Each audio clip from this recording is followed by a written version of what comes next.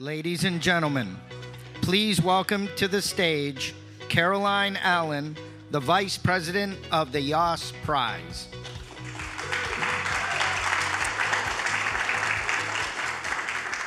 Thank you so much. Welcome to the 2023 Yass Prize launch. We are thrilled to be back in this space at the beautiful Forbes on 5th, live in New York City. My name is Caroline Allen, and I am proud to be the Vice President of the Yass Prize. Thank you to everyone joining live with us in person. Welcome. And special shout out and thank you to everyone joining from the live stream on yassprize.org from around the country. We're grateful that you could spend some time with us this afternoon with us today. 3 years ago, Jeff and Janine Yass had a brilliant idea. They noticed that our frontline workers during the pandemic were being celebrated, our doctors, our nurses, for their amazing work during the pandemic for those who really needed care. But there was another type of hero that also deserved recognition. And those heroes showed up to classrooms and schools day in and day out during the pandemic and beyond to do what was best for kids, to provide an education that was sustainable, transformational, outstanding, and permissionless. And thus, the Yass Prize was born. That first year, we recognized 20 education providers who did phenomenal things for students, with the $1 million grand prize winner being the Discovery Science Center in Springfield, Missouri. And that was just the beginning. We thought to ourselves, are we gonna find another group of education providers that were just as impressive as that first cohort? Because they weren't just impressive individually, they were also impressive collectively. And they blew us out of the water with all of their collaborations that really defied what the Yass Prize is meant to be. And so that second year, thanks to the generosity of the Yasses, we tripled our impact, going from 20 awardees to 64, and recognizing people in this, or education providers in micro schools, private schools, charter schools, traditional public, that were collectively serving over 300,000 students in 37 states. And they were just so incredible because they were redefining what pre-K to 12 education should be. Because we often know that the education that our students receive is far, far too low than what they deserve. And that brings us to today. We are so excited to be launching our third application cycle, and we are poised to shine the brightest light on a new cohort of awardees, building on our success in the past. Today, in this very program, you will hear from some alumni and some supporters who all are going to share about the power of the Yass Prize and how it has impacted themselves, their leadership, their students, their families, and their teams. We hope you sit back, you enjoy, and I hope you leave today a little bit more confident in the direction that the United States is going in terms of education, because our awardees are doing incredible things. So let's get started. Our kids take a 100-foot school ship and navigate it all the way from Florida up to Nova Scotia and down to Trinidad and Tobago every single year. They go out to sea to figure out who they are, and they come home and back to campus a fundamentally different version of themselves. My name is Michael Long. I'm the founder of the Sail Future Academy in St. Petersburg, Florida, and we are a permissionless private high school that empowers young people to transform their life outcomes. Back home, all we do is project-based learning. Our classroom are makers labs, construction sites, paint booths, and auto mechanic shops. Our students are learning math and science through real hands-on projects, not in traditional classrooms with computers and textbooks. With the Yass Prize, we'd be able to build another campus and take one of the most interesting parts of what we do, these rite of passage international sailing expeditions, and make those available to students not just at our school, but students at schools across the United States that are struggling to figure out who they are and engage in their communities. Ladies and gentlemen, please welcome to the stage Mike Long of Sail Future.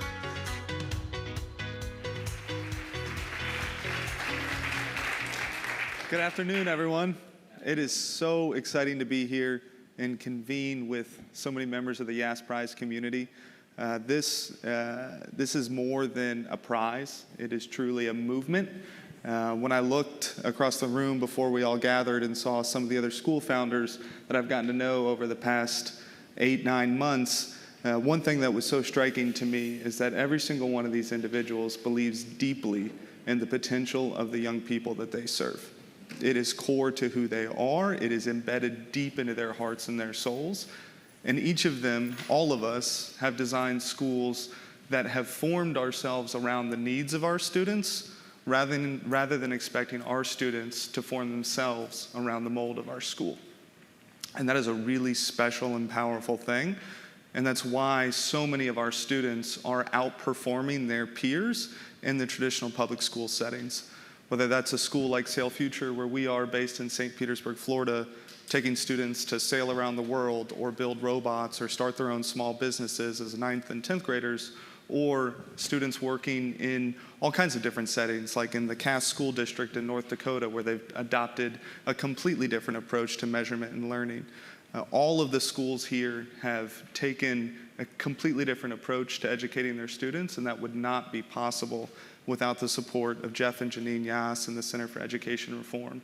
The Yass Prize is doing more than just providing schools like us with the funding we need to serve our students and enroll more students. It's sparking a movement to inspire other people to think differently about how they're going about serving their children. If we can take kids out on boats, a school in Colorado can take kids out in the forest. A school in Kansas or in Oklahoma can partner with Boeing or whoever else to get kids on planes and breed the next generation of pilots and engineers, right? We have to think differently about how we're serving our kids and redesigning schools to fit themselves around the needs of the students. And we get to do that today because of Jeff and Janine Yass's support and the Center for Education Reform. So thank you so much for being here, and I can't wait to enjoy the rest of the program with you.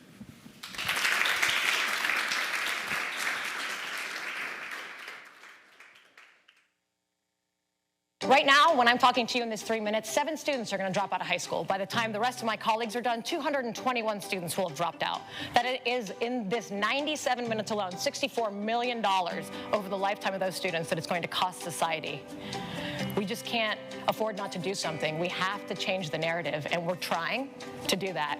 We are a network of 16 not-for-profit charter schools across Ohio. We serve dropout recovery students, students who've dropped out of high school, and we engage them in career technical education, skills-based learning, with credentialing, and we approach it with a sector strategy approach with businesses. So we see what they need, what their needs are in the workforce, and we help our students kind of fit that so that they are successful, in a way like entrepreneurs of their own success. We want to blow the top off of career technical education for kids who the system has totally forgotten about, and we're not going to stop. Please welcome to the stage Chris Gulacy-Worrell of Oakmont Education. Hello, everybody. Can you hear me? Can everybody hear me okay? Hello, everybody. I'm so excited to be here. It's the first time I've been here without like intense pressure of feeling like, what's going to happen? So I'm here to talk about the power of leadership. And you know, for me, the power of leadership is about service. It's an act of service, an act of being something larger than yourself. And leaders know that the people that they come across in their lives, that we come across people that have their own unique perspective, their own unique experiences, their own single story. And that single story colors how people conduct themselves, how they see the world and what they do. But as a friend and mentor taught me, there's danger in relying solely on a single story. And so leaders can see and bring people of diverse perspectives and beliefs together and show the beauty of our collective stories all together. And so when leaders, for me, the power of leadership is showing up authentically as yourself so that other people see in your authenticity themselves. So, you know, I have had the opportunity to see people here who have very different stories than mine. And what that has done for me is allowed me to take that perspective and internalize it some and say, this person's experience is something that I can never invalidate. And that's really beautiful. And when we come together, people like Mike from Sail Future, Brian from Rapunzel, we have SOAR, we have so many different people with different perspectives. And the beauty of us all coming together is that there's a collection of our stories that allow us to reach so many more kids and so many more people. So I just really couldn't thank Janine and Jeff anymore for what they've done. I am an evangelist of the Yass Prize. It is really just changing the way that people are able to lead. So I am privileged and thrilled to be a part of what the next generation of leaders look like, and I know that they're in all of our schools of the people sitting here, and I'm just thrilled. So thank you so much.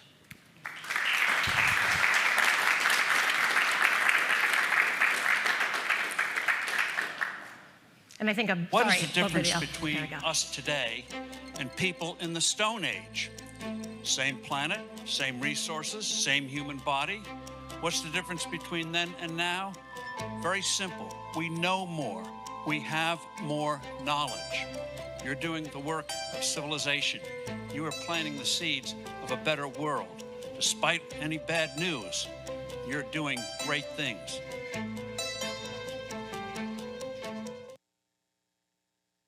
For the past year, I've had some significantly pinch me moments. I've been having a lot, and I will tell you that this is potentially one of the most pinch me moments I've had in a long time. It is my absolute honor and privilege to introduce a philanthropist who donates of their time, talent, and wealth in making sure that there are educational opportunities for everybody and that education innovation is flourishing all around. Mr. Steve Forbes.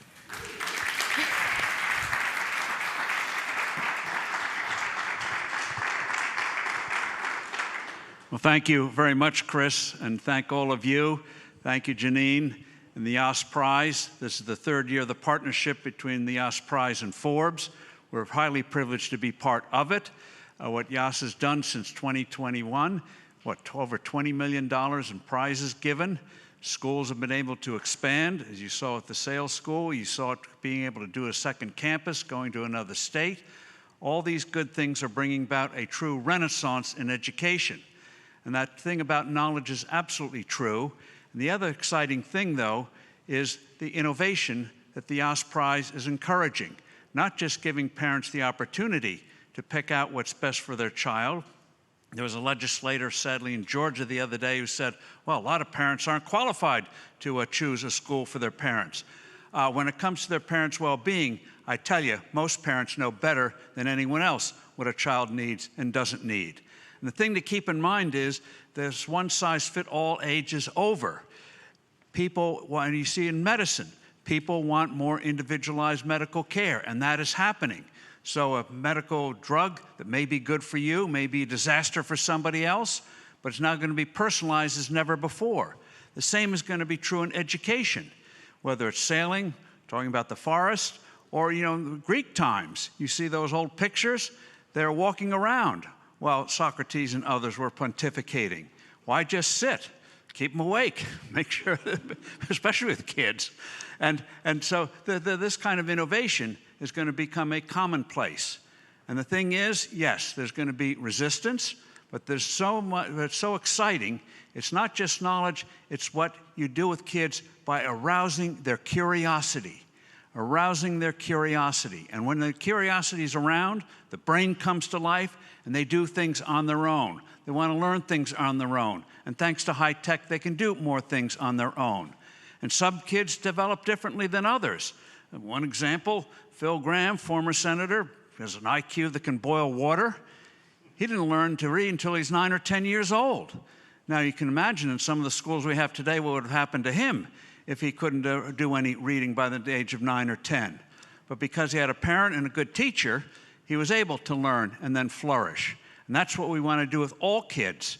And the nice thing, too, is in terms of people, that people say, well, they just need to only learn to read or write. No. You got to give kids the confidence that they can master something out of their comfort zone, that they can learn to do something that they never thought they could do before.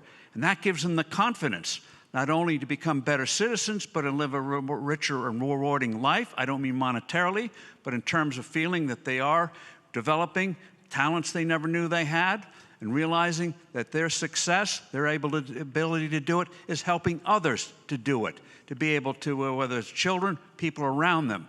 So talking about a ripple effect, Talk about a domino effect. This is a positive one. Get one kid who just would have been warehoused before, the idea that they can amount to something, that they have something inside that is worthwhile to develop, that's the real esteem. And their success will be our success. So in looking, in terms of new things, we tend to think, and there's big things coming along with ChatGPT and all that, it's going to profoundly change things. Bringing back, for example, those old blue book exam books in certain classes. But the fact of the matter is, it's the constant innovations. Favorite example, you know, I go to places like Dunkin' Donuts and Starbucks, and so I have to confess to that. But you know, you go to these places like a coffee place. They usually have 3 sizes: 12 ounce, 16 ounce, 20 ounce cups. But you notice that the lids are the same, even though the cups are different in what they can hold in liquids. Somebody designed them in a way where you didn't have to have 3 different kinds of inventories of cups. And those kinds of innovations happen each and every day. And so you don't have to have a PhD from wherever to be able to come up and see something that others don't. And one of the things that kids will realize is, yes, they're going to go in a body of area, learn great new things, but also it's the outsider sometimes that can see things that those in the inside cannot.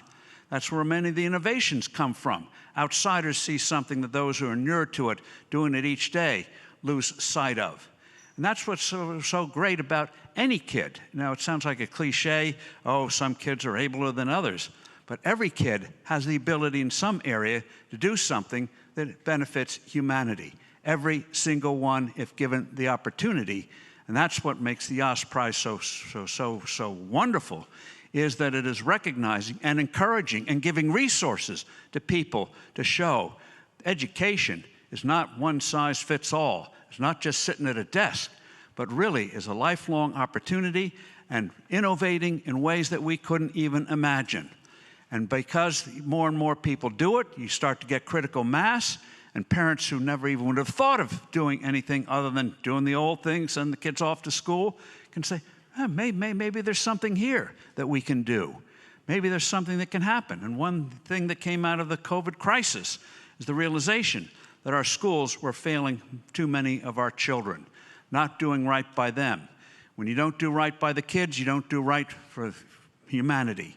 And that's the thing to keep in mind. So in terms of the future, yes, the world looks a terrible place, and I'm old enough to think, you know, oh, this is all the end. No, you may be ending, but not the world. And the nice thing about the Yass Prize in some is that it shows what de Tocqueville, famous French aristocrat who came to this country back in the 1830s, and what absolutely marveled about him was what he called voluntary associations. In Europe, with the medieval tradition, you waited for permission to do something. You didn't take things on your own. And in this country, the people saw a problem, saw an opportunity, they just came together and did something about it. That's what the Yass Prize epitomizes. Problem, opportunity, people got together, made it happen on a consistent basis. So yes, there'll be opposition, but the opposition shows you are doing something profoundly right. And now we have a great future with the renaissance that is being sparked by, Janine, what you and your teams are doing. So thank you, thank all of you, and be excited. You're making a great future, even if some of us are aging. Thank you.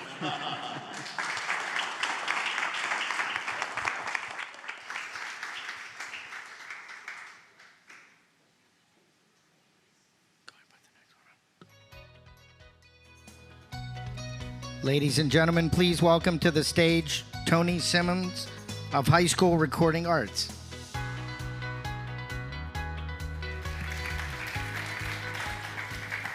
So there's 2 things that I know. That the future, the future of learning is going to be in a virtual world. And also that creativity matched with technological competencies and skills is going to be the 21st century real world problem solver. So I'm Tony Simmons, and I'm from the High School for Recording Arts in St. Paul, Minnesota. I also am the co-founding director of For Learning, and I co-lead the New School Creation Fellowship at the High Tech High Graduate School of Education in San Diego. HSRA and Stimuli were recipients of the 2022 inaugural STOP Award. Stimuli was selected as a finalist for its pioneering work in building the metaverse of learning. High School for Recording Arts was selected as a semifinalist for bringing a creative and democratic approach to education for learners who have historically not been served well by traditional education institutions. Together, we are permissionless education innovators, and we're working together, collaborating to build the arts, media, and entertainment world within the Stimuli metaverse. So we're very excited about that prospect. What we believe is that the Yass Prize, too, is a permissionless education innovator. And it has not only brought together our organization, Stimuli High School for Recording Arts and For Learning, but a number of other cohort collaborations within our family of STOP Award recipients. So data shows that prospects economically and jobs support a arts-inspired, permissionless, phenomena-based, interdisciplinary virtual learning platform. We are so excited at Stimuli High School for Recording Arts and For Learning for what we're about to introduce to the world. We are going to do something that is going to change learning. When we introduce this new metaverse of learning, it's going to unleash unlimited creative possibilities for students all around the country and beyond. I want to thank the STOP Award for acting now and being at the forefront of this change, and thank you for all of your support.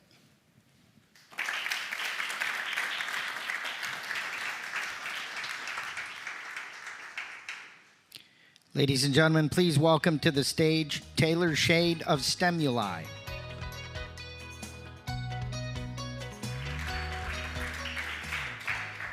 Hi, everyone. Taylor Shade, founder and CEO of Stimuli Studios.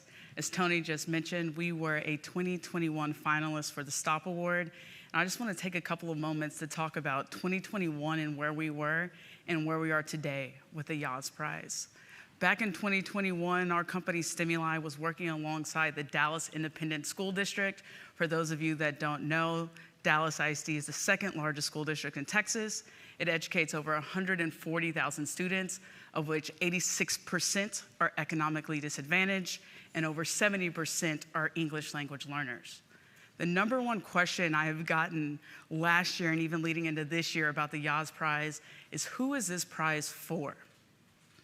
What I want you to think about is this prize is for anyone and everyone that's an education innovator that exhibits the STOP principles, sustainability, transformation, outstanding, and permissionless to come together for what's right for kids.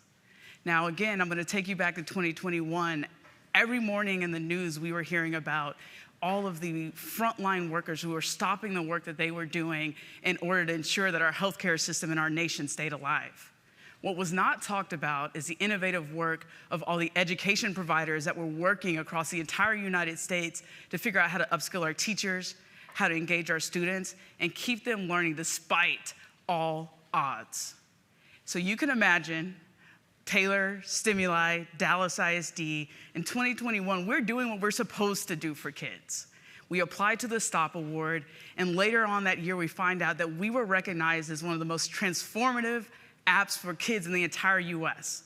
So I have a word for you. If you're a principal, or if you're an educator, especially working in a public school system, sometimes your great work gets washed out by the standardized tests and the assessments and how everything's going.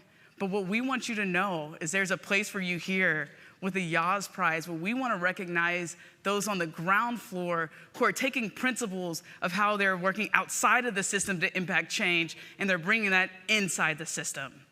Now let's talk about where we are as a nation today.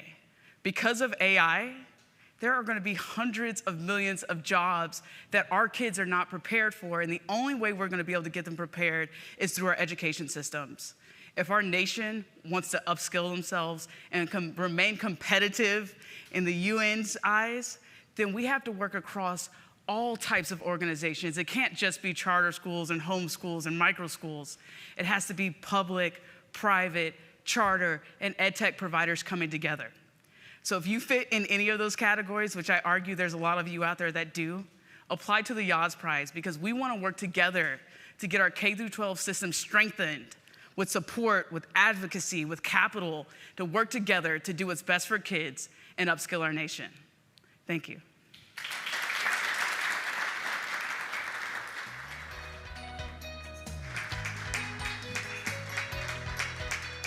Please welcome to the stage for our next panel, the Power of the Alumni, our moderator, Randall Lane, and panelists Coy Morrison, Bernita Bradley, and Jeff Rome.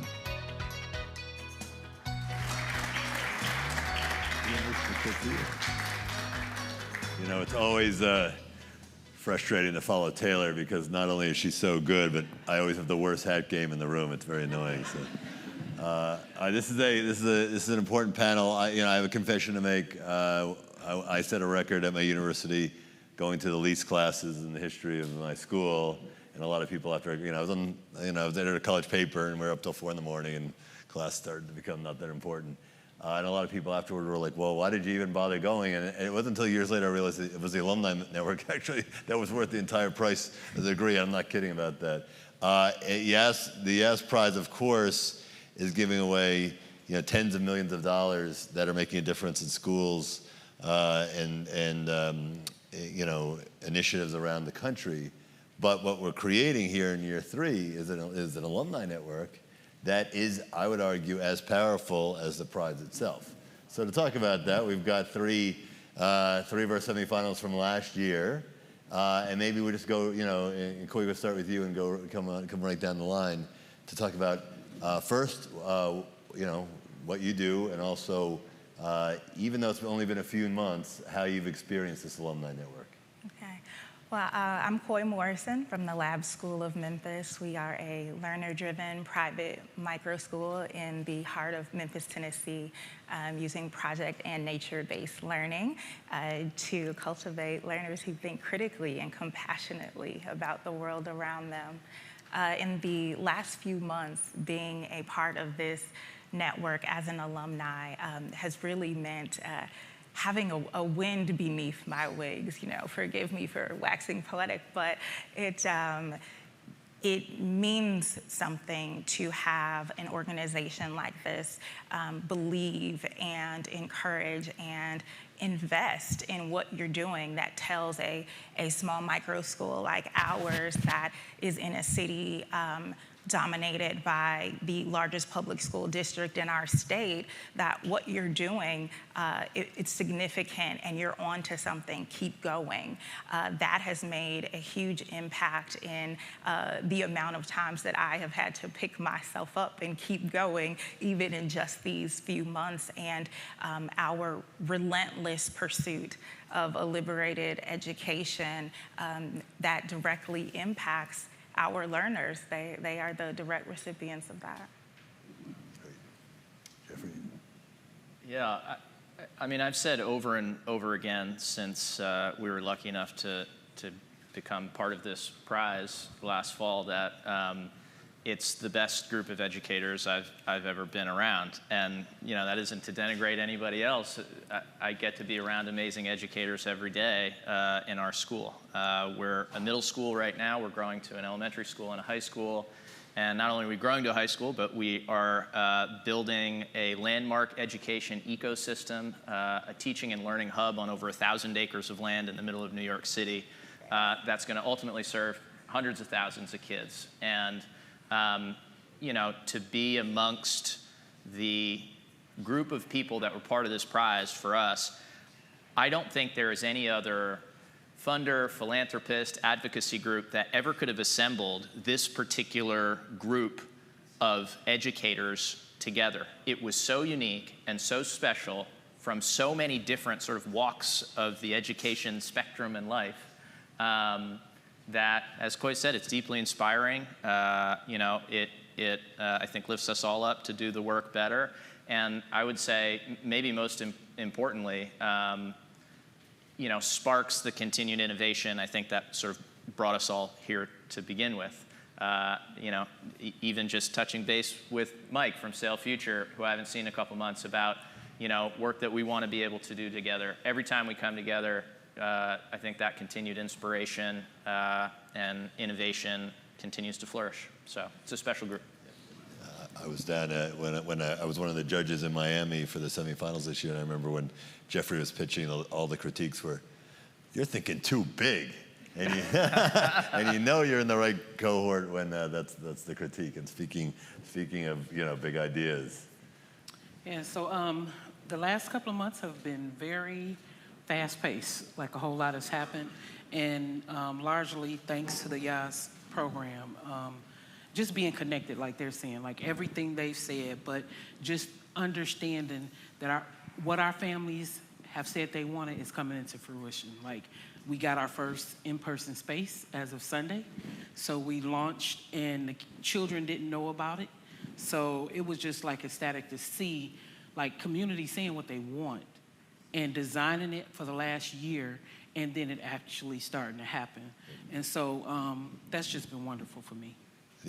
What I've observed is that it's not just lots of charter schools or lots of new education apps, which would be helpful to compare notes, but it's the cross-pollination that seems to me the most interesting. Does anybody have an example of that, where you're talking to somebody who is in your in the education field, but not doing anything close to what you're doing, but how it's affected maybe how you look at things?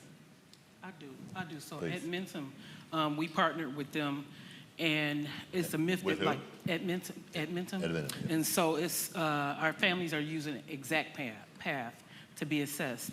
It's a myth that like homeschool families don't want their children assessed, but they really do. And most of our children are doing like 2 grades higher than what they were even said to be doing when they were in public schools. How is this, and again, anybody wants to answer this, how are you finding this cohort different than other, everyone's got a, college alumni group or, a first employer alumni group. How's this one different? Koya, I see you kind of pondering. I think what you just mentioned is what makes this alumni network stand out, and that is the diversity of backgrounds and talent and expertise that is present here.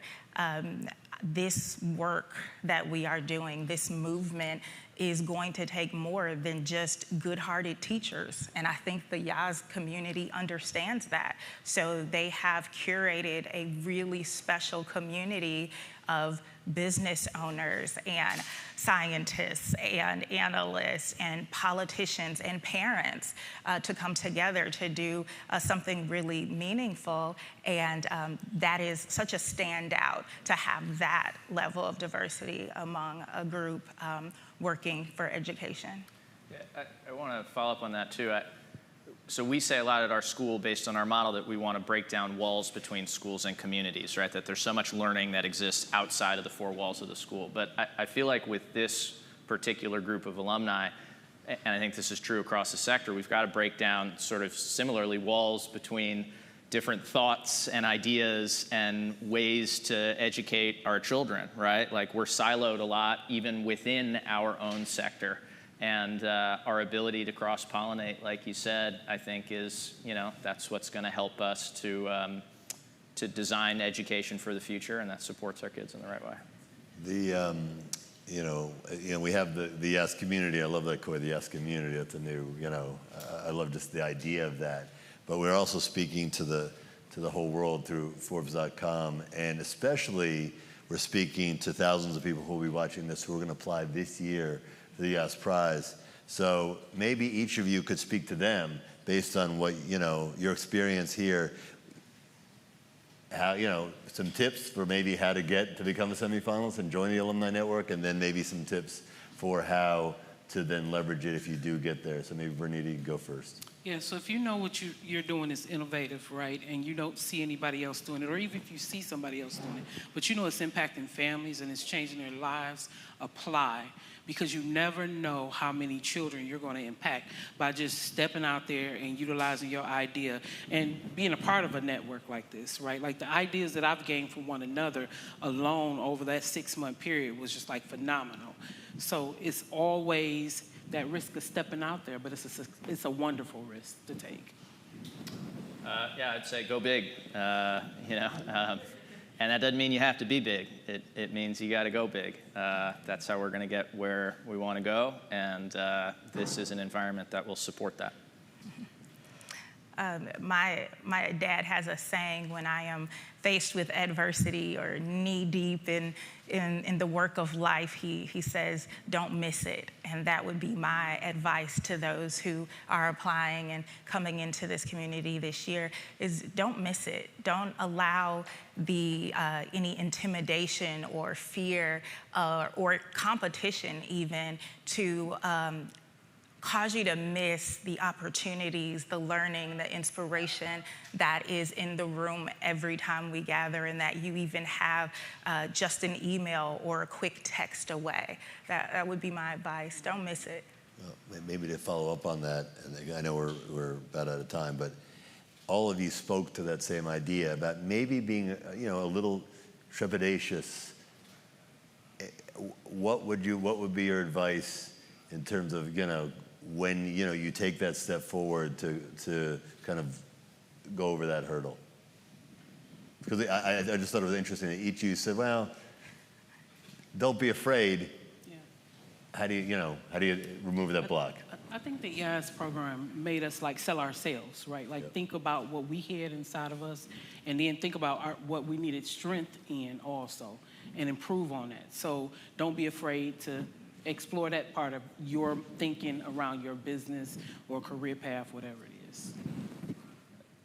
Yeah, I guess I would say, I don't know, whenever I find myself in that situation, the wonderful thing about working in a school every day is that you got to force yourself to be the model. What do we want for our kids to do? How do we want them to be able to take risks? How do we want them to be able to put themselves out there in a way that we know that they can? And, take that risk and show them that, what it means and how to do it.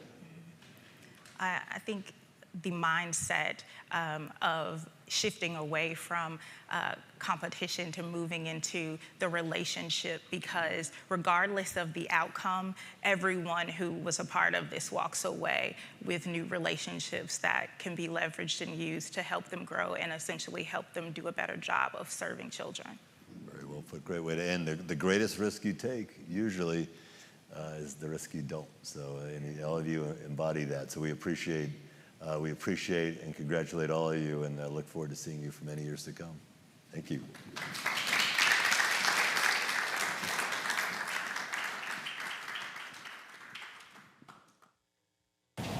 100% for 18 years of our graduates going to four-year colleges.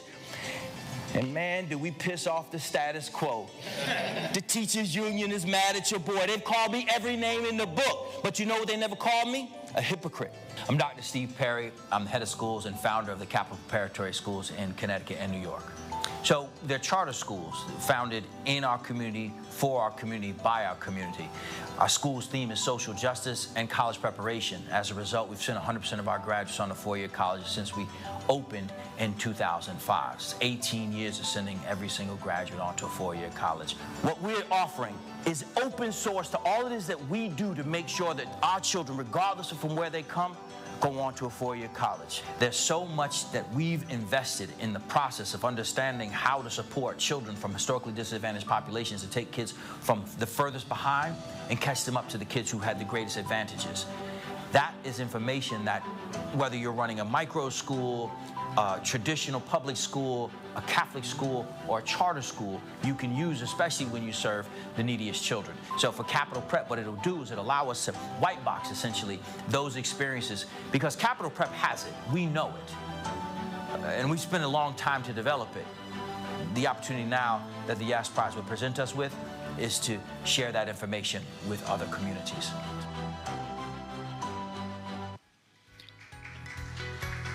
Ladies and gentlemen, please welcome to the stage Dr. Steve Perry of Capital Prep Schools.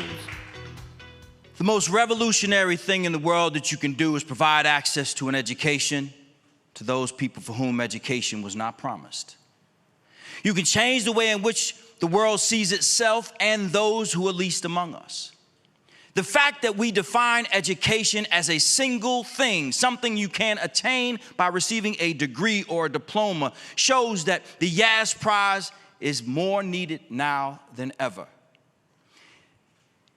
We have to take into consideration that no single group learns the same way. The fact that we consider kindergarten to 12 as the single way to educate shows us that now more than ever, the work of the Yass family is so, so important. Today, we are here to celebrate the efforts of those people who have gone off and created opportunities where opportunities never should have been, for those who are neurodivergent, those who are simply poor, those who come from the suburbs and those who come from urban communities, those who wish to dream big and those who are so afraid of dreaming that they won't open their own eyes. That's why we're here to celebrate the Yass family and what they're here to do.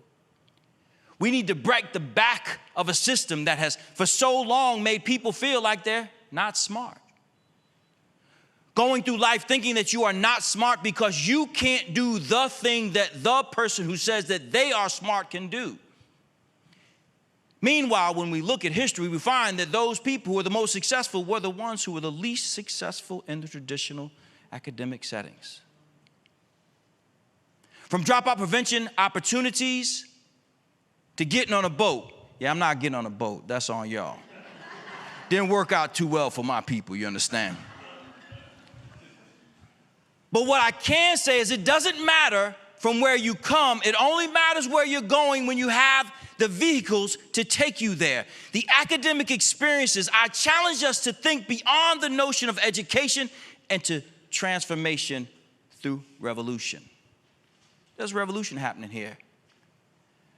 But it happened because the proletariat stood up and said, we will define education for ourselves from here forward. So you're looking at mothers and fathers, aunts and uncles who started their own schools and communities simply because they knew their own child would never get access to one. They are not the only ones. You, each one of you, wherever you are, has a responsibility to fight the system to make sure that this opportunity is not the last but the beginning. I thank the Yass family.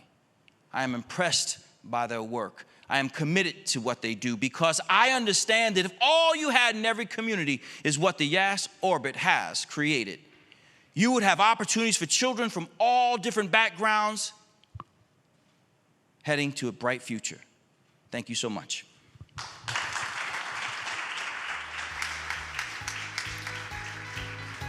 Please welcome to the stage Jose and MP Suarez of Hope Ranch Learning Academy.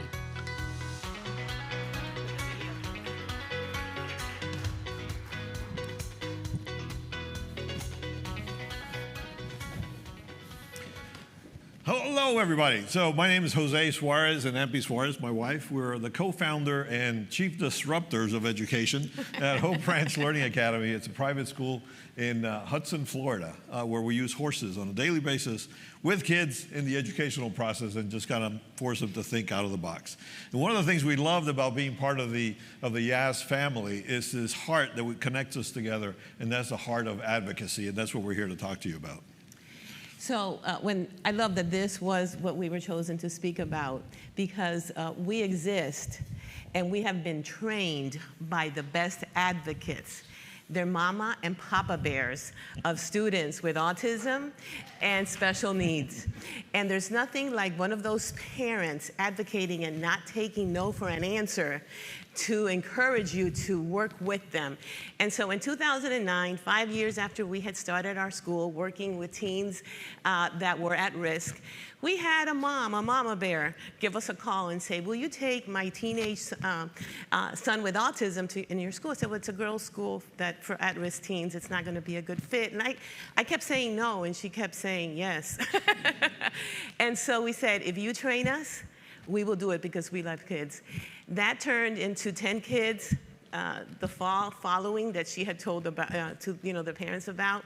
And she went on and advocated to the case managers that were working with their students. And they gave us a call from the local behavioral health organization. And they said, we have 100 kids with autism to refer to your school. And we panicked a little bit. We said, wait a minute. And so we met with them. And those mama bears and those papa bears just told, I said, okay, listen, if we did this, what would this school look like? And so they told us what the school, they built the school for kids on the spectrum and kids with special needs. And so I remember that meeting, and at the end of that meeting, they said, can we tell you something? We just want to thank you, because we've never sat with an educator who wanted to know what we thought, who wanted our input. And I've never forgotten that.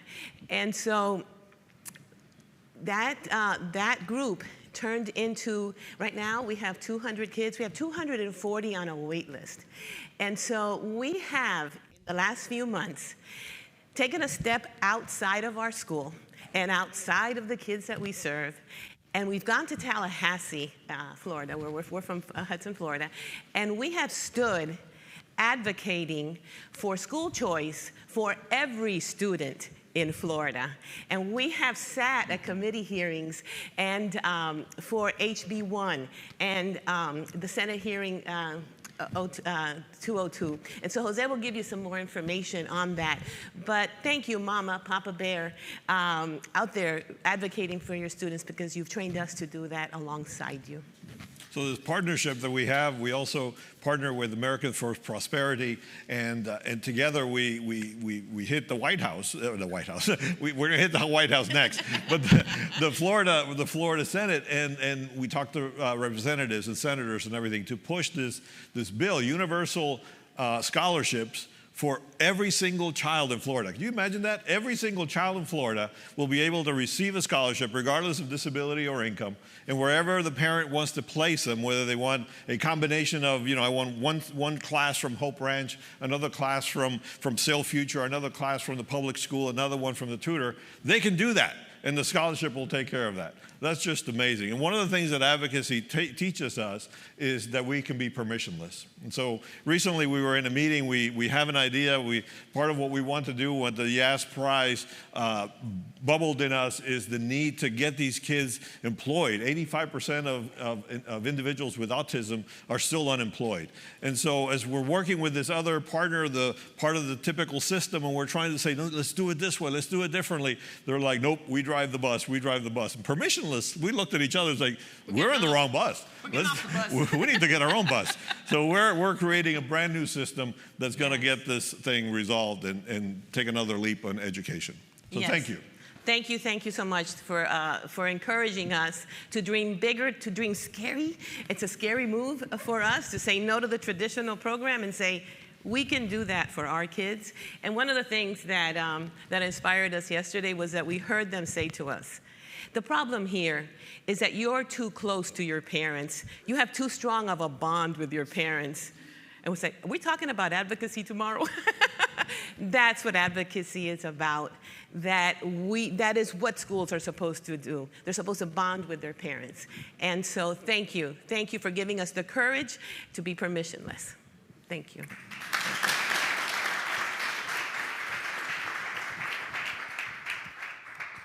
I'm Diaz Harrison, founder and executive director at Arizona Autism Charter Schools, the first and only autism-focused charter network in the Southwest. 1 in 40 children are diagnosed with autism every year. This is a growing neurodiversity. It's not a disability. As an autism mom, I don't want my kid to be seen as disabled. I want him to see as a doer, intelligent, productive. And so these charter schools that we are starting across America will help our children be neurodiverse, be who they are, and be fulfilled, productive citizens. The solution is the National Accelerator of Autism Charter Schools, the 2 most innovative and highest performing autism charters in the nation. My own schools, in partnership with the South Florida Autism Charter Schools, are joining forces in this national effort. Our goal is to open an autism charter school in every major city in America. Please welcome to the stage Diaz Harrison, Jeannie Allen, and Janine Yass for our final panel, The Power of Stop.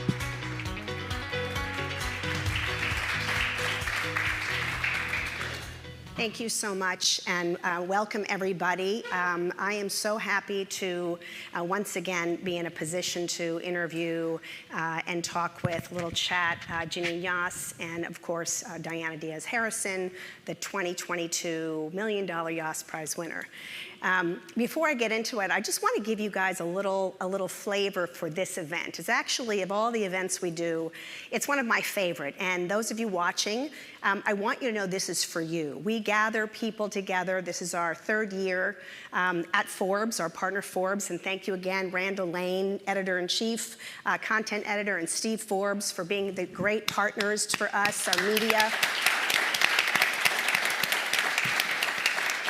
You know, they didn't skip a beat when we connected and said, we really want to be part of your world and have you be part of our world. As Randall likes to say, it's about entrepreneurship, and education entrepreneurship is able to drive so many things they do. But this launch is so important because it's not about us in the room, it's about you all watching at home, if you will, in your offices, and watching this over and over again, hopefully. We are not here to just celebrate us. We want to celebrate us because, frankly, the us, meaning the Dianas and the Bryans and the Steve Perrys of the world that you've met, are extraordinary, and we are so grateful to them that we found them. They found us, and that we're able to help them. But really, we're here because, as you've heard over and over again, there were people in the room, and a particular person that I'm happy to go to right now that said, there are more entrepreneurs and innovators. It's not one or the other, it's all of the above. And so we want to make sure that you know that we have a kick-ass process set up to receive your applications. You go through a 3-month judging process after they're filed, which includes 3 levels. And if you have never been part of that process, one of the things that our alum and the people involved say over and over again is it's the best process they ever went through. There's a peer review process. You get to see what other people are doing.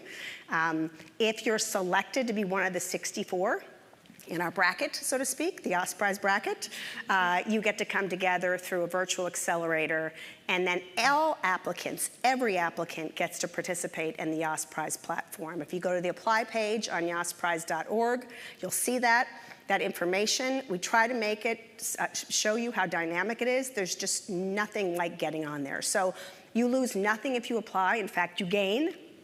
And then after that, you just never know, and the magic in the room. I will also say that these are the most generous people I've ever met. They connect with each other, they share their lessons, they come back. Many of them in the room today did not get through the second part, and yet they're there and they're talking with us. And then our alumni continue to go on, and as you heard earlier, did great things. So with that, let me just turn to you, Janine, and ask you, so how do you feel now going into 3rd year? I mean, all the stuff that we've accomplished and through these folks, I mean, what does that feel like? Well, looking back, when I met Jeannie over 25 years ago, and I sat down with her, she was telling me all about education reform, everything she knew, and she was such a powerhouse at the time, and I couldn't keep up with everything she was telling me. So I wish I saved it because it was on a napkin at a little coffee shop in West Philadelphia called La Bus, and you drew a circle. You said, this all has to be happening at the same time. I wanted to start a charter school. You have to start a charter school, but you also have to be doing advocacy at the same time. You also have to be funding teacher supports. That was before the internet and computers, but doing technical education for teachers. There were 2 other parts, and every now and then I think of them, but there were 5 parts altogether, and I thought, how am I ever going to make a difference in this world? Do we just start a charter? Do we go and form an advocacy center? But really what's happened with the Yass Prize, it's really solving all of that because it brings all those pieces together where a charter school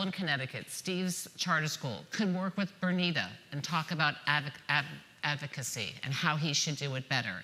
And they all can rely on each other's strengths and weaknesses and pull people together to really start turning that wheel. Instead of just being spokes in the wheel, they're really a powerful entity together. And again, it was really not the intention when we started thinking about this during COVID. We just thought, my gosh, there were people that really needed to be rewarded. But ultimately, I really do think that down the road, it really is becoming one of those engines that's powered by the diversity of all the different people that are our awardees.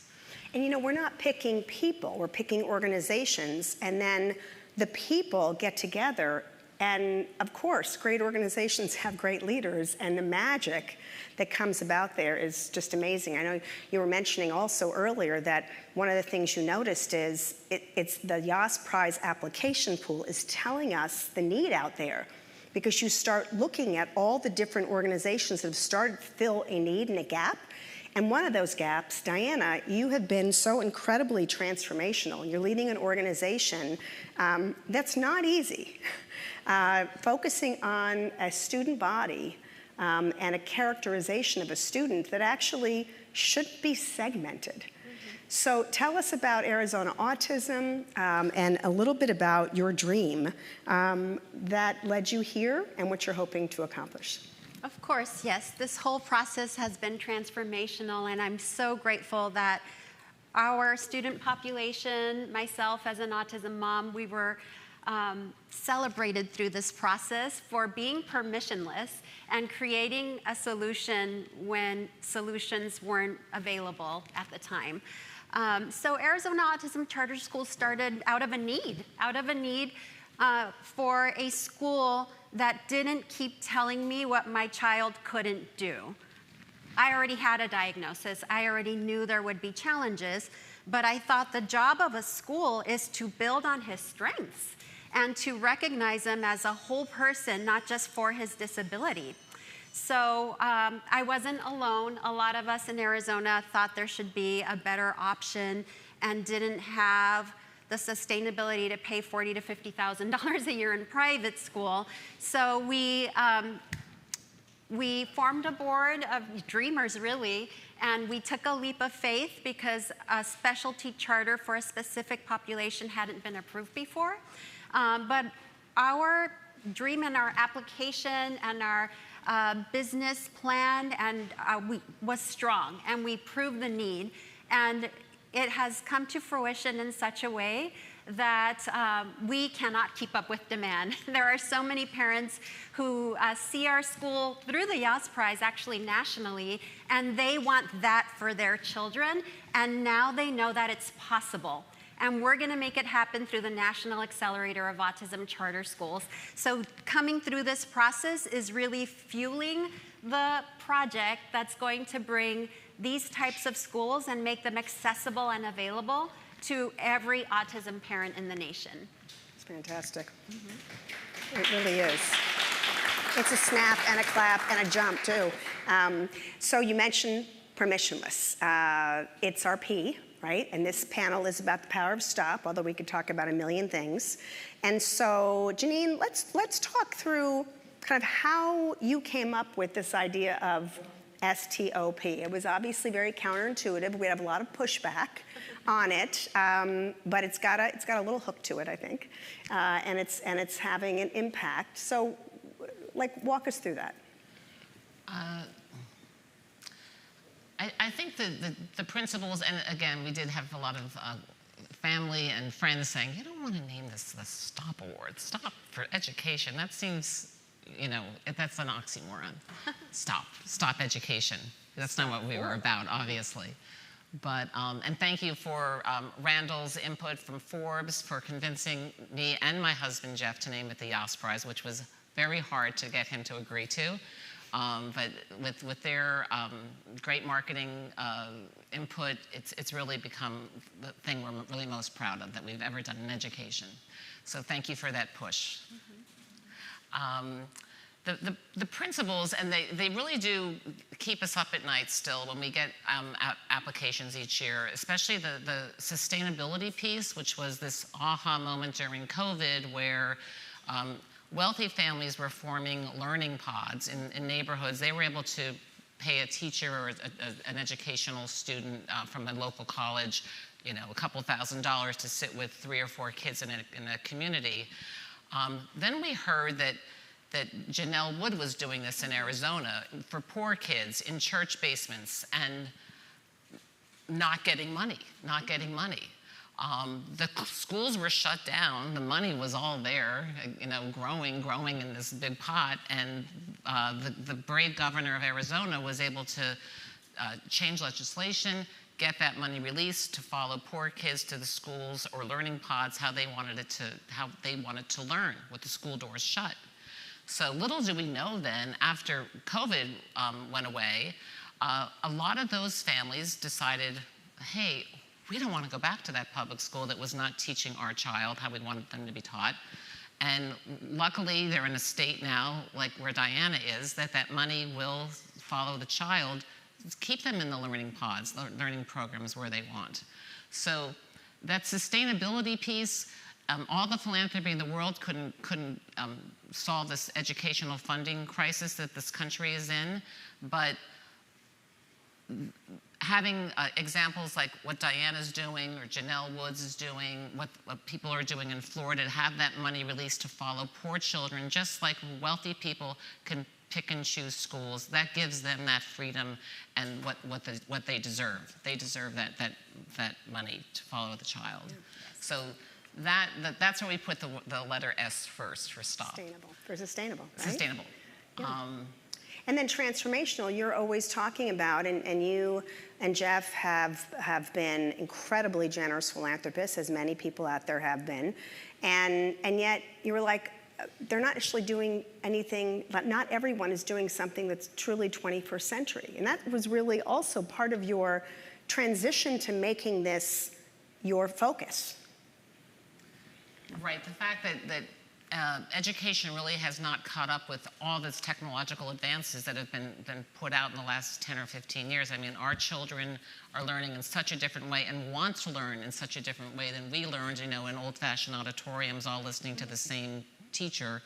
That, again, during COVID, when the schools shut down and everyone got laptops and Chromebooks, a lot of the kids didn't really have the content. The content wasn't like flash right onto their computer drives. And it just seems insane today that that's not happening more in education, where children could all be in front of great teachers on their computers, whether or not the school is open, if they're sick, if there's another pandemic. That really should be at everyone's fingertips now. And I think that COVID really taught us that there was a long way to go with catching that up. So we're really honored to award great ed tech providers like Rapunzel. A lot of the ed tech people are really how children want to learn now. Mm-hmm. Yeah, in a variety of ways, different approaches, and with different kinds of technology, like we heard from Taylor earlier. And when you mentioned Janelle Wood, that's the Black Mothers Forum. Right, and there was a beautiful piece earlier in February in ABC about them. I mean, a lot of the awardees are attracting a lot of attention because of that. And then the O, of course. We just put the O in there because we needed something between the S, T, and the P. But it goes without saying that, and they're all outstanding, all of our awardees. I mean, they check that box, number one. And we do ask, and you'll see on the application, tell us how you're outstanding. And one of the other unique things I think we should say about this, and Diane, I'd love for you to reflect on that. If that was surprising, it's a very lean application. Again, I'm not trying to convince you all to apply, but when you look at it, we ask you to tell us, how do you measure outstanding, and by what measure? By what measure do you hold yourself accountable? We know that national and state assessments are pretty much, what's a good word for it? What's a positive word I can use? They're not up to par, let me just put it that way. And we know that the way we measure kids' growth, there's games. They're weighted this way, they're weighted that way, they're shaken up, they're stirred, and really, they're not verifiable and objective in many, many ways. And yet we rarely measure about where parents actually go. So how do you measure outstanding? You tell us, and the judges and we will help decide whether we agree at the end of the day. So Was that surprising when you looked at the application that you kind of went, all right, it's not this long and there's not check boxes and... Yeah, it was surprising because I knew it was a very prestigious award. I saw who won the previous year and everybody was so outstanding and transformational, and there were a variety of people that we could look to as winners. So when I really dug into that application, I was like, wow, you know, this is very doable. I'm going to do it in 3 sittings. and I was able to because I was happy to write how I thought my students were outstanding and how we measure success for all levels of kids on the autism spectrum. I write all my own grants because I write them from the heart. I've hired people and that has not been successful.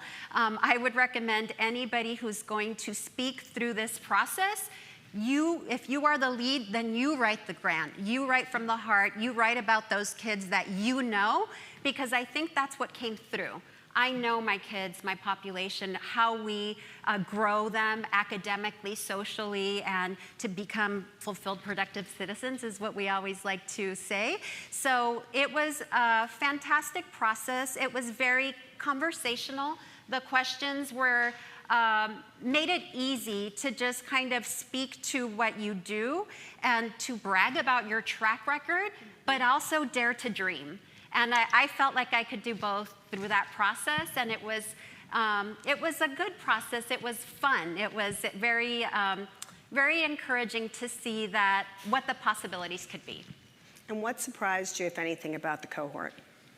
The cohort is fantastic. I still am humbled and amazed by just the power of the group, of them as individuals, but also collectively what we've been able to create exponentially by knowing each other and collaborating and working together. I love the cohort experience. I love the competitive process because it was hard not to cheer for everybody. Everybody was just such an eloquent speaker from the heart for what they do. So I think of course it's amazing to win the top prize, but I already felt like a winner. I remember telling Janine, you know, you were my Christmas because we had the gathering around Christmas time. I felt like I had been given this gift that no one could take away, that was more valuable than the prize. It was the power of this group that is doing the most transformational work for kids and proving what's possible.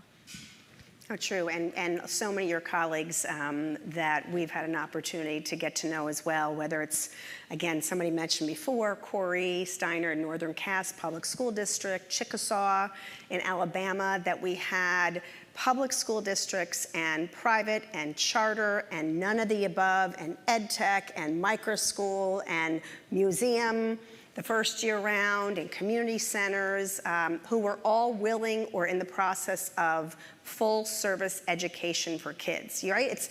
It's not about being supplemental. Those programs might be great, but we want full service programs that are actually doing everything full circle. And so, Janine, let me start by closing out with a question that I know we talked about a little bit last year, and we've talked about a lot.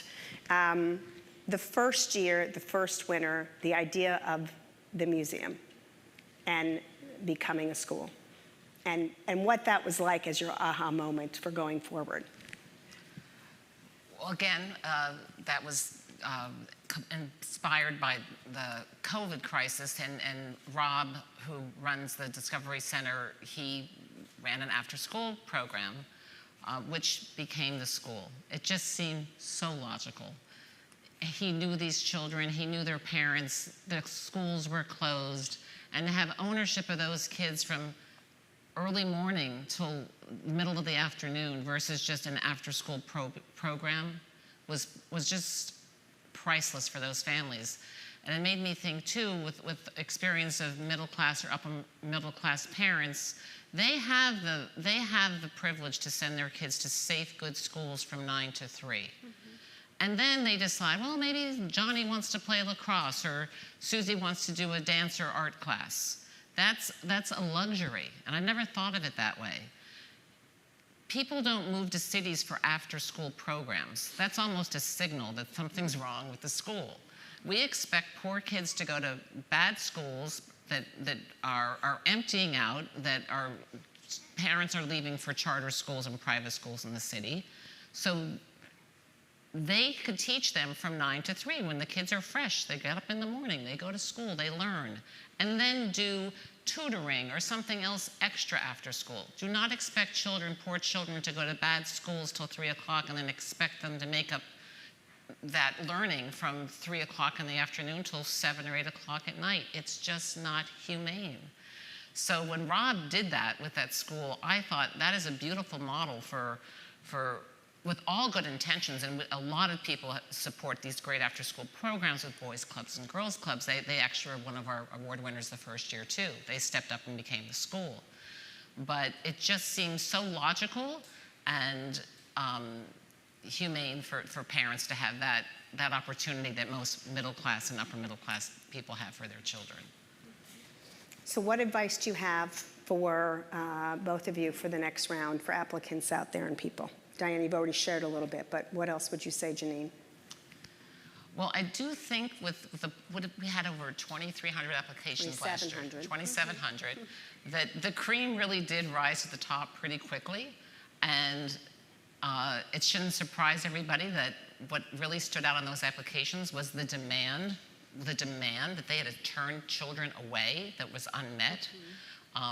So that represents an outstanding organization. It wasn't a big surprise to have leaders like Diane and our other award winners behind that, because that's where parents were flocking. They wanted more seats in these charter schools. They wanted more resources in schools that have, high need neurodiverse children. So we really weren't surprised after we saw what the waiting lists were for organizations like this. So not to say it's a no-brainer, but that really is a piece that does define a lot of the great work that our award winners have done, is that they are there to supply that education that poor children don't have otherwise. Any other additional things to share? I would say, give it a try. We've talked about risk on this opportunity, and most people who are leading a program or a school are already natural risk takers, because I love the STOP acronym, because we don't want to keep doing what we're doing if it's not working. We need to stop that and do something better for kids. And if you think you're that person, then you should go into that application and speak from the heart. So we want to stop for education is what it's all about. All right, so Janine, what one thing do you want to leave everybody with watching that they should do when they get off? Apply now. we're waiting at the phone bank. we can't guarantee you that applying early, but like, what do they say in college? And when you go, you get your paper in early. It's not that we're watching early, but like, you never know, the early bird gets the worm. I'll probably get criticized for that too, because it's a really old phrase. But anyway, something Karens would only say.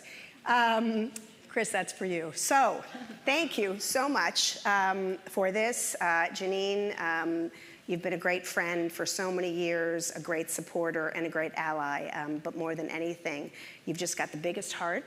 And you and Jeff have just put your heart and soul into this. And we can't wait to see what happens next. It's just been incredible. And one last thing I want to say is that also thinking back in the beginning of our work together, Jeannie and I, we spent a lot of time actually visiting schools on the ground level, meeting children, really seeing them at work. And this opportunity, once we were allowed back in without masks and everything, that part of the work is the best, to get to really talk to the students, to see the effect of this. The students we met at Sail Future, you can't talk to them without having a tissue close by. They are just, their lives are being saved by these schools. And that opportunity to really get down to the student level to see the work that you're doing and how it's changing lives. We just can't wait for the next batch of applications to meet more people like Diana and those you heard about today. And that is part of it. We're so excited. We've been visiting our cohort, starting with semifinalists and quarterfinalists, semifinalists, wherever we can do, and definitely our finalists and award winner. You get access to each other, as I said. You get to write for our Forbes commentary page. Lots of great benefits, so we look forward to seeing you come through the transom. As you get signed up, you will hear from Caroline about everything from Q&A and office hours.